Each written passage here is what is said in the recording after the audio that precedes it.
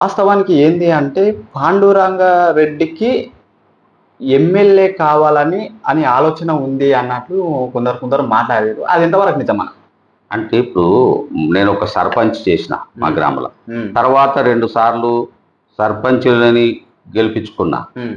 ఇక్కడ 14 కౌన్సిలర్ చేసిన. హ్మ్. మళ్ళా కౌన్సిలర్‌ని రిజర్వేషన్ రాజ్యాంగబద్ధంగా రిజర్వేషన్ మారినా గూడంగా హ్మ్. ఆ రిజర్వేషన్ గౌరవించి మా పార్టీ అభ్యర్థిని గెలిపించుకోవడానికి ప్రయత్నం చేసినా గెలిపించుకున్నా. హ్మ్.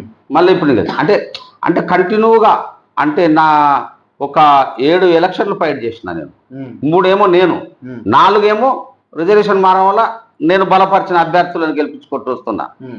అంటే ప్రజలకొచ్చింది. అంటే కంటిన్యూగా ఇతని వెంబడి విజయం అనేది ఉంది. ప్రజల్లో మమేకం. ఇప్పుడు ఏ ఎలక్షన్‌లో తను నిలబడితేనే గెలవడం కష్టం ఉంది. హ్మ్.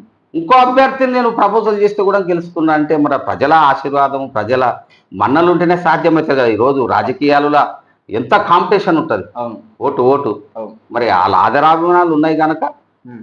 భవిష్యత్తులో మరి భగవంతుని కృప అది. నేను దైవాన్ని కూడా నమ్ముతాను. హ్మ్.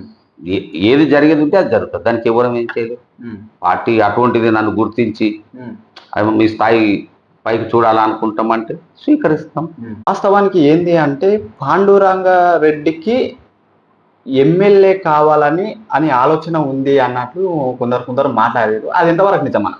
అంటే ఇప్పుడు నేను ఒక సర్పంచ్ చేసిన మా హ్మ్. గ్రామంలో. హ్మ్. తర్వాత 2 సార్లు సర్పంచులని గెలిపించుకున్నా. హ్మ్.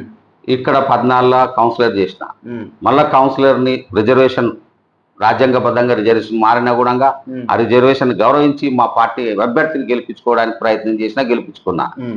మళ్ళీ ఇప్పుడు అంటే కంటిన్యూగా అంటే ఒక 7 ఎలక్షన్‌లు ఫైట్ చేసిన నేను. హ్మ్. 3 ఏమో నేను, హ్మ్. 4 ఏమో రిజర్వేషన్ మారడం వల్ల నేను బలపరిచిన అభ్యర్థులను గెలిపించుకుంటూ వస్తున్నా. హ్మ్. అంటే ప్రజలకొచ్చింది. అంటే కంటిన్యూగా ఇతని వెంబడి విజయం అనేది ఉంది. ప్రజల్లో మమేకం. ఇప్పుడు ఏ ఎలక్షన్‌లో తను నిలబడితేనే గెలవడం కష్టం ఉంది. హ్మ్. ఇంకో అభ్యర్థిని నేను ప్రపోజల్ చేస్తే కూడా గెలుస్తున్నా అంటే మరి ప్రజల ఆశీర్వాదం, ప్రజల మన్నలుంటేనే సాధ్యమైతది కదా! ఈరోజు రాజకీయాలలో ఎంత కాంపిటీషన్ ఉంటది. అవును. ఓటు. అవును. మరి ఆళ్ళ ఆదరాభిమానాలు ఉన్నాయి గనక హ్మ్.